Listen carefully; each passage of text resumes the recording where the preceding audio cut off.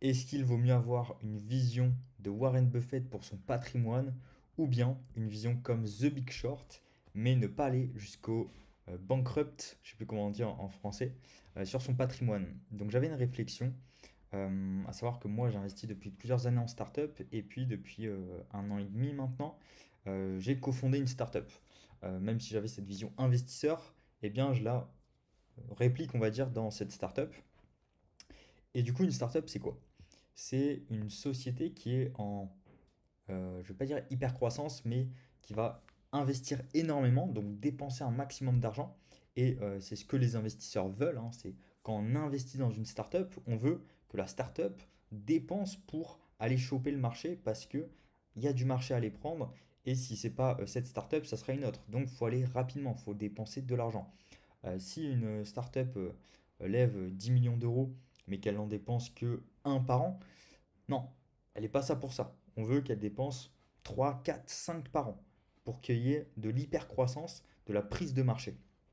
Bah, c'est un peu la même réflexion que je me suis faite sur mon patrimoine. C'est en gros, ok, euh, son patrimoine, est-ce qu'on le voit en mode Warren Buffett, j'aime bien le citer, ou alors est-ce qu'on le voit en mode hypercroissance comme une startup?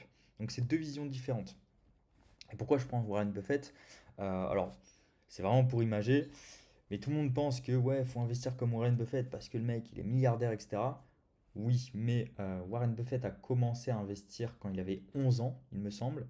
Il est devenu millionnaire à 17 ans, un truc comme ça.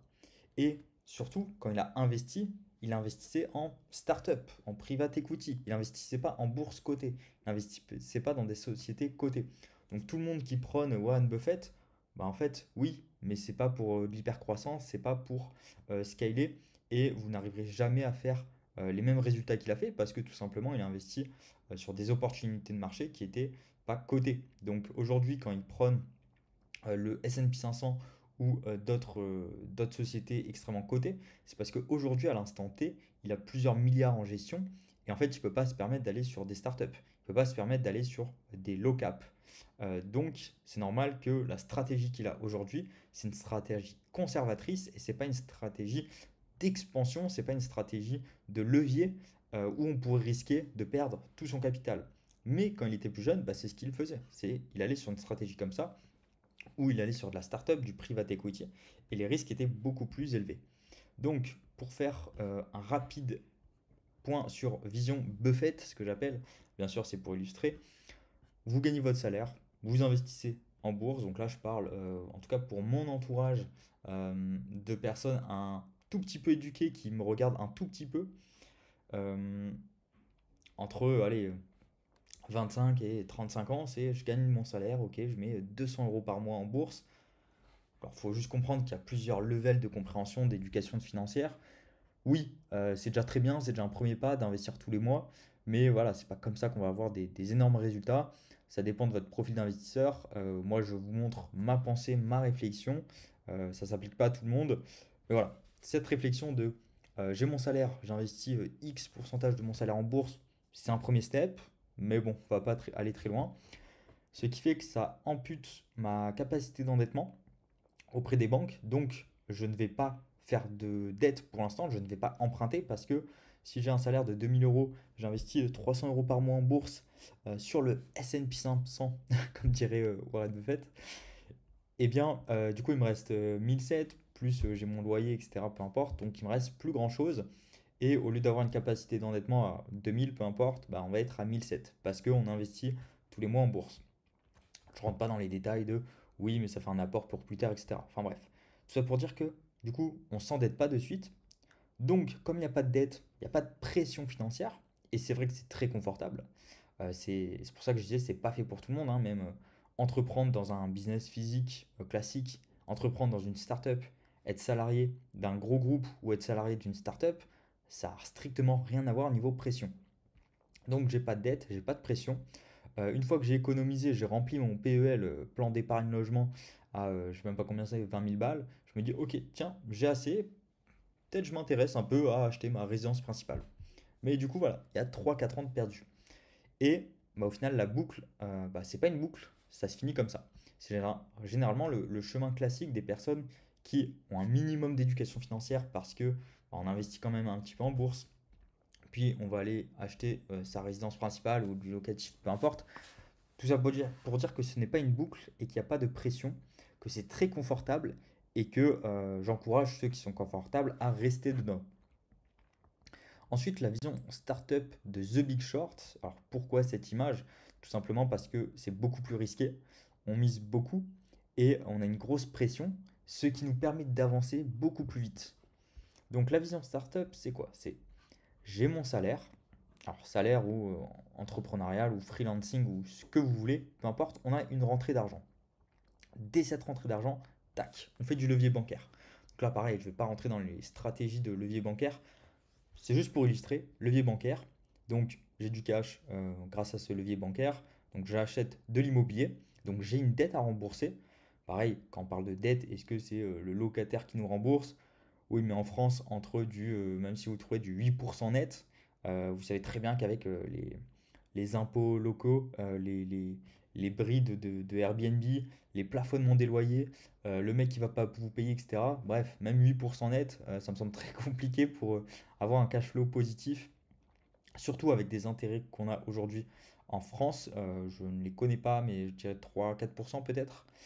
Il y a quelques années, il y avait du zéro. Enfin bref. Donc aujourd'hui, dans tous les cas, il y aura sûrement un petit truc à rembourser tous les mois en plus.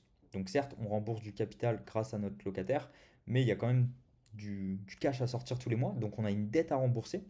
Donc ce qui nous pousse à gagner plus parce qu'on a une pression financière. Comment on gagne plus? Bah, soit salaire et on augmente un peu son salaire, on augmente ses heures. Soit on lance un side business, principalement business en ligne. Aujourd'hui, c'est le plus simple. Donc, entrepreneuriat qui peut devenir peut-être le main business, peu importe. Du coup, comme on gagne plus, bah, en fait, on se dit bah, autant investir plus. Et du coup, là, on arrive dans une boucle. Donc, quand je dis investir plus, ça peut être start-up, private equity, des actifs qui donnent plus que de l'immobilier, peu importe, mais investir plus, ça veut tout simplement dire peut-être levier bancaire ou sur des actifs plus risqués. Mais voilà, on investit plus parce qu'on gagne plus, donc je fais plus de levier. Potentiellement, immobilier ou autre, peu importe, on aura plus de dettes, donc je veux gagner plus, donc j'ai une pression, etc. Et du coup, ça nous fait rentrer dans une boucle beaucoup plus stressante, bien sûr, mais avec une pression positive qui nous pousse vers l'avant et qui nous pousse à gagner plus. Donc je rappelle, ici c'est c'est de l'éducation et un, on dézoome de sa vision qu'on a de l'investissement avec deux possibilités, sans rentrer dans tous les détails techniques bien sûr. C'est soit on a une vision de bon père de famille, Warren Buffett, je mets mon S&P 500, je m'endette un petit peu, et puis voilà, je rembourse, j'ai une vie sans trop de pression financière, ça peut être confortable. Ou soit j'ai une vision plus start-up. Donc, comme je vous disais au début, quand on est une start-up, on lève des fonds et derrière, faut dépenser, faut dépenser, faut dépenser pour arriver à trouver son marché, à choper des parts de marché avant que d'autres le fassent. Et du coup, là, on est dans de l'hyper-croissance. Bah là, c'est pareil. Soit on veut être en croissance pour battre l'inflation, ou soit on veut être en hyper-croissance pour vraiment arriver à plusieurs millions de patrimoine à travers une vision startup de l'investissement. C'est-à-dire, j'ai un salaire, je fais du levier, donc j'investis plus, j'ai de la dette, donc je dois gagner plus, donc je gagne plus, j'investis plus, etc. Donc c'est vraiment ces deux visions qu'il faut avoir. Et parce que je ne vais pas te détailler ce que je fais actuellement, mais je suis dans cette boucle et du coup, je suis un peu dans l'obligation de, via une pression financière, de gagner plus, d'avoir plus d'actifs, etc. C'est de l'hypercroissance, il y a du stress, mais c'est comme ça qu'on peut construire des empires par rapport à une vision plus simple. Et ça, cette vision simple, c'est marrant parce qu'il y a beaucoup d'entrepreneurs qui font beaucoup de cash flow. Moi, du coup, je ne suis pas un entrepreneur et puis je m'estime entrepreneur que depuis peu de temps. Mais on va dire que je suis un entrepreneur à cash out plutôt que à cash flow. C'est-à-dire que je n'ai pas de business qui tourne et qui me rapporte du cash tous les mois. J'ai plutôt une dimension de, ok, j'investis, j'investis, j'investis. Et puis, au fur et à mesure du temps, des années, j'espère avoir des cash out, donc des gros multiples sur mon investissement. Mais du coup, la plupart des entrepreneurs dans les pays d'expatriation, que ce soit Estonie, Bulgarie, même Dubaï, hein. Enfin, Dubaï, il n'y a pas vraiment de start-up, hein. En fait, c'est que des business à cash flow, donc un peu en mode Warren Buffett, c'est-à-dire ils ont du cash flow, le salaire, ils investissent en bourse parce qu'ils font beaucoup de cash flow. Alors, c'est une bonne idée parce que ça permet déjà de se détacher de son business en se disant, ok, j'ai investi sur d'autres trucs. Oui, il y a l'histoire de la charge mentale et on ne peut pas être entrepreneur, investisseur et connaître tout. Mais du coup, ils ont cette boucle qui reste ouverte et il y a de la déperdition de capital à créer où les mecs ils peuvent gagner 50, 100 k par mois. En fait, ouais, ils envoient sur de la bourse. Donc c'est très bien d'avoir ces sommes, hein. Tout le monde aimerait avoir ce genre de somme. Mais autant dans 5 ans peut-être leur business ne tourne plus, bah, faudrait qu'ils réentreprennent. Et ne seront pas allés dans une phase d'hypercroissance quand il aurait pu. Et peut-être que si le mec fait. De toute façon, c'est le fléau sur YouTube où les mecs ils font build-in public. Ce mois-ci, j'ai fait 340 000 euros par mois. Clairement, c'est totalement fake.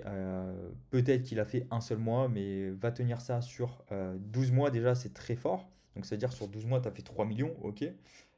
Mais l'année d'après, le marché change et c'est très compliqué. Et du coup, le mec, s'il a la seule compétence, c'est euh, une vente de produits, peu importe, en fait, s'il n'est pas capable de se renouveler, ça va être très compliqué. Il va jamais retrouver ce même niveau de cash flow. Et du coup, comme il ne retrouvera jamais ce même niveau de cash flow, comme il ne sait pas, il n'a pas fait une stratégie, on va dire, d'endettement d'un point de vue large, que ce soit de l'immobilier, du rachat externe de sociétés pour faire un écosystème, bah, si là il gagnait 300 000 par mois et qu'il a fait que de la bourse, c'est cool. Mais s'il aurait fait 300 000 par mois levier bancaire, enfin là il aurait décuplé comme pas possible. Donc c'est ce que je disais, quelque chose de très confortable ici. Si l'entrepreneur fait 300 000 par mois, bah oui c'est confortable. Donc peut-être qu'il se tue déjà à l'entrepreneuriat, il ne va pas se tuer à l'enrichissement d'un point de vue capital, donc levier bancaire, etc. Donc il va faire des trucs classiques, c'est-à-dire de la bourse, S&P 500. Big up à Warren. Mais le truc, c'est que les 300 000 par mois, peut-être il les gagnera plus jamais dans sa vie. Et du coup, si on a une stratégie d'expansion énorme, bah faut justement en profiter pour se créer de la dette et puis investir plus. Donc là, j'ai pris l'exemple d'immobilier, mais voilà, en startup, et je pense que c'est ce à quoi je me dirige parce que ça me plaît énormément. Je le fais pour mon capital et au final, j'ai envie de le faire pour la partie startup, c'est tout ce qui est rachat externe ou même montage de rachat interne de parts. On a des actionnaires, le rachat interne, comment ça se passe. On a de la trésorerie de la boîte, comment on fait pour faire des rachats externes pour avoir de la croissance autre que notre main business. Donc toutes ces possibilités sont faisables avec du levier bancaire. Donc il y a l'immobilier, oui, mais il y a aussi tout ce qui est rachat d'un point de vue business, entrepreneurial, qui est possible. Et il faut en profiter, pareil, si on gagne du 300 000 par mois, il faut potentiellement en profiter et ne pas juste faire de la bourse, même si c'est confortable. Si on est dans une optique d'hypercroissance et une vision start-up de son patrimoine, eh bien c'est plutôt ce schéma-là qu'il faut voir. N'hésitez pas à me dire en commentaire si vous avez des, des reviews, on va dire, là-dessus. C'est vrai que quand je réfléchissais à ça, je fais putain, vision startup, c'est vrai qu'on peut l'appliquer à son patrimoine au final. Et pourquoi il y en a qui sont en mode Buffett et d'autres en mode startup? Donc oui, bien sûr, si on s'endette à 300 000, si on gagne 300 000 par mois et qu'on s'endette à un niveau d'endettement haut, bah on peut arriver à la finalité de Big Short où voilà, on continue accumuler de la dette sur des sous-jacents pas forcément très stables, comme dans le film The Big Short, et on peut potentiellement arriver à une bulle sur son propre capital, et c'est pour ça qu'il y a des entrepreneurs qui font faillite. C'est pas évident de jauger, mais si on veut faire une hyper croissance, eh bien il y a des risques à prendre en compte en face.